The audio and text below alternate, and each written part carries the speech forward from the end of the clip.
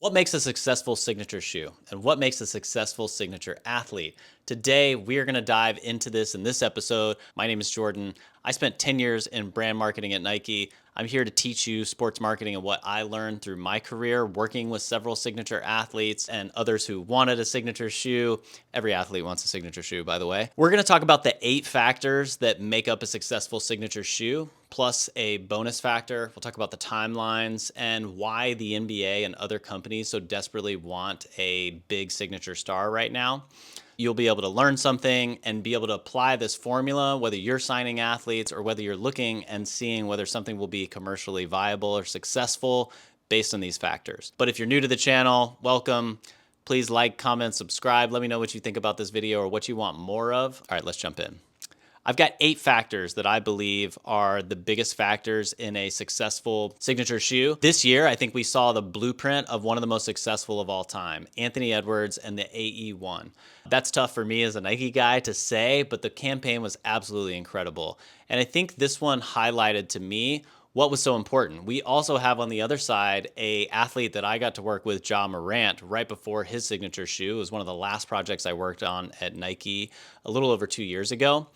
Ja Morant, unfortunately, has been unsuccessful thus far because he was missing one of these factors, and we're going to talk about them. The 8 factors that I've got are performance, charisma, product, marketing, creative, behavior, health, and team. First, we got to have an athlete who can perform on the field. That is the ground level. And I think a lot of people think that you need to have an athlete get a signature shoe just because they can perform well, but there's other factors in there as well. But performance is just basically the ground level of what all of this is built on.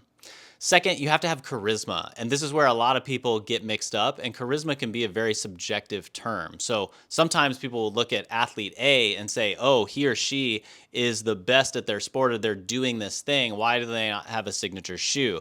And a lot of times it's because they don't have the charisma or the it factor that a lot of companies are looking for, particular in today's day and age of social media. And they're looking for those athletes who have a performance factor that also has charisma. Now, it's not hard to imagine what those clips that go extremely viral are. It's usually dunking, it's high flying, or in Steph Curry's case, it's making crazy 3-point shots, or Caitlin Clark's case, making shots beyond the 3-point arc or from half court, anything that is a spectacle. And that X factor we'll talk about here at the end as well really adds fuel to that fire. The next thing is product. So in a signature shoe, if you want to have a good signature launch, you got to have product that actually fits. And you and I have all seen campaigns or athletes who have rolled out. They had all the charisma in the world. They might have been good performers, but if the product wasn't there, it just flopped. And that is an unfortunate reality, but there are so many factors that have to come together to actually make a successful campaign that this one is a really key one. And this can inform why athletes go to a certain area.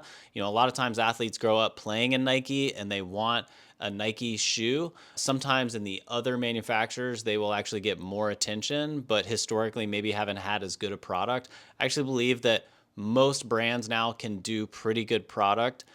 And today's day and age, too, at 2024, it is really hard to do something that feels novel, relevant, good looking, well performing. It's really hard to do. And so that's why it was so impressive to me. The AE1 had a really distinct look. It's got that kind of Adidas German engineering with the holes. A lot of people would say it's got that Yeezy effect that is still drafting over. It's important to talk about timelines here as well. A signature shoe takes about 18 to 24 months.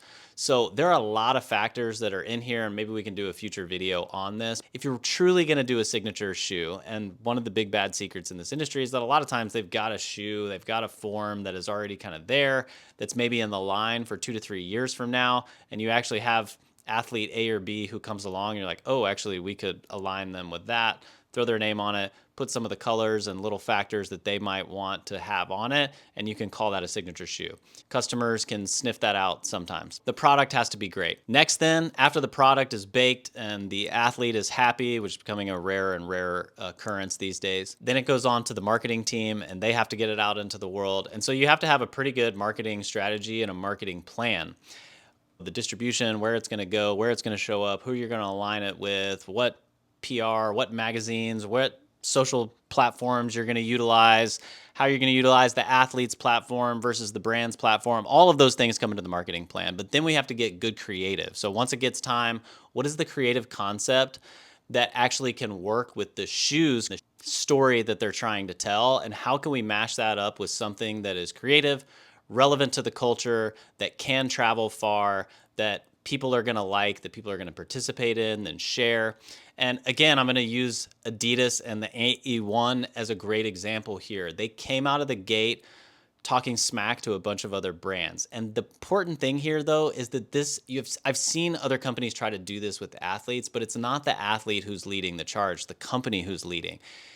Anthony Edwards is pretty controversial, and he's not afraid to say what he thinks, and he's not afraid to be super brash and cocky, and he can usually back that up. The Olympics is a great example. He was like, I'm going to be the man, when he's playing with LeBron and KD and others. And some of that is tongue in cheek, but you never really know when he's serious and when he's not.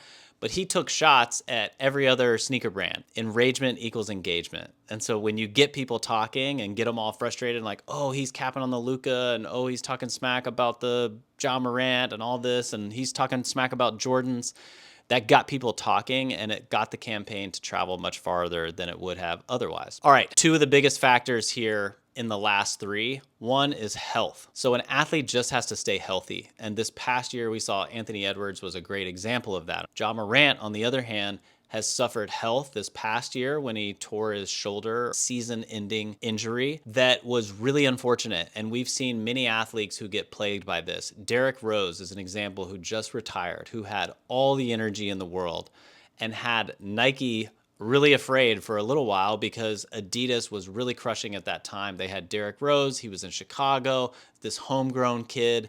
But that campaign and that potential was huge. But ultimately, the injuries really got to Derrick Rose's career and prevented him from having a really successful signature shoe line. Next to last would be behavior. And this is a huge one. This is really hard. We are working with athletes who are generally between 20 to 26 years old. A male's prefrontal cortex is not fully developed until 25, which is basically the governor or the brake in a male's brain. And so we're often asking a lot out of these athletes. They have a camera in their face 24/7. They have a lot of pressure on them. They're getting paid a lot of money, and they're being pulled in a lot of different directions. This can be really challenging for athletes. Anthony Edwards had a little bit of controversy for him the weekend that his shoe launched.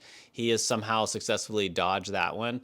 Ja Morant has not been so lucky. Ja has had a couple of very high-profile instances of him just being foolish. And maybe that's something that other young men go through all the time and they get second chances. But the stakes get raised when you have a brand putting millions of dollars behind you and so many people working on these campaigns. It is hard to stress to you how many people have to work in these campaigns.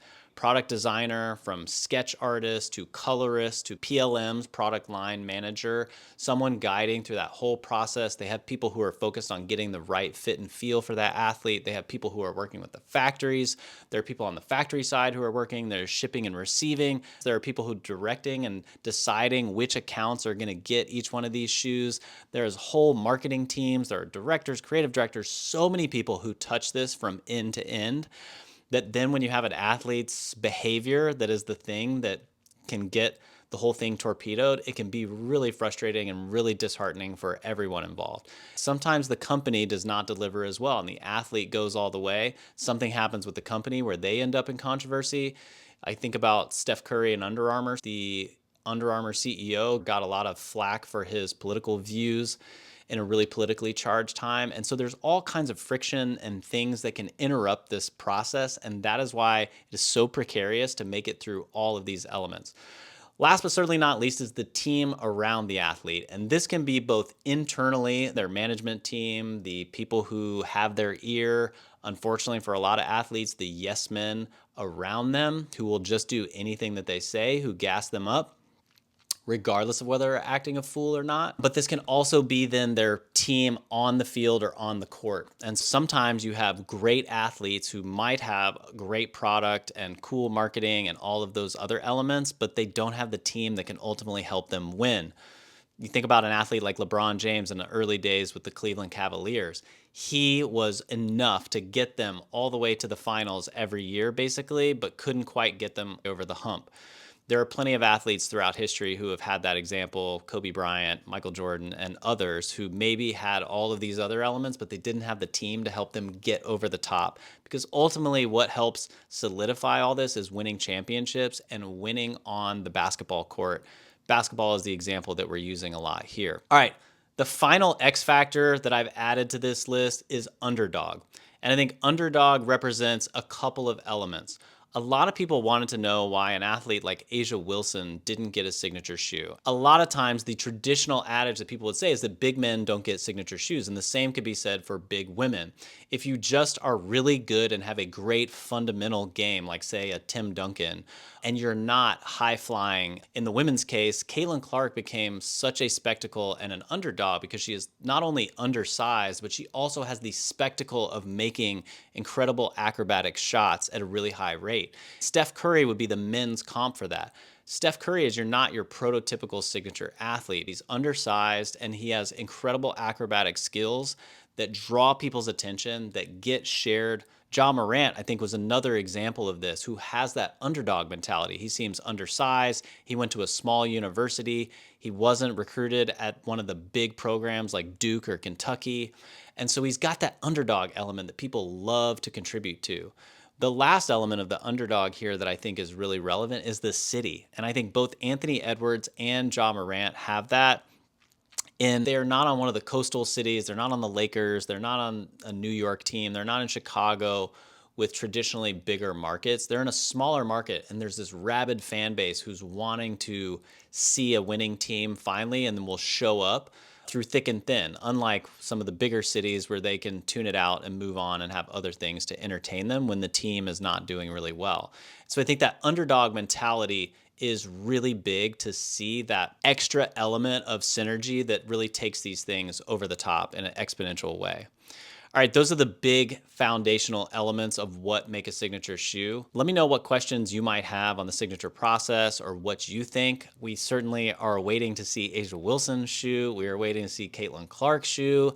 I hope that Ja Morant and the second one can be successful. I hope he gets back on track. I certainly have a story of trying to get second chances in life, and I hope Nike can come alongside him and help tell that story. Nobody does better storytelling than them.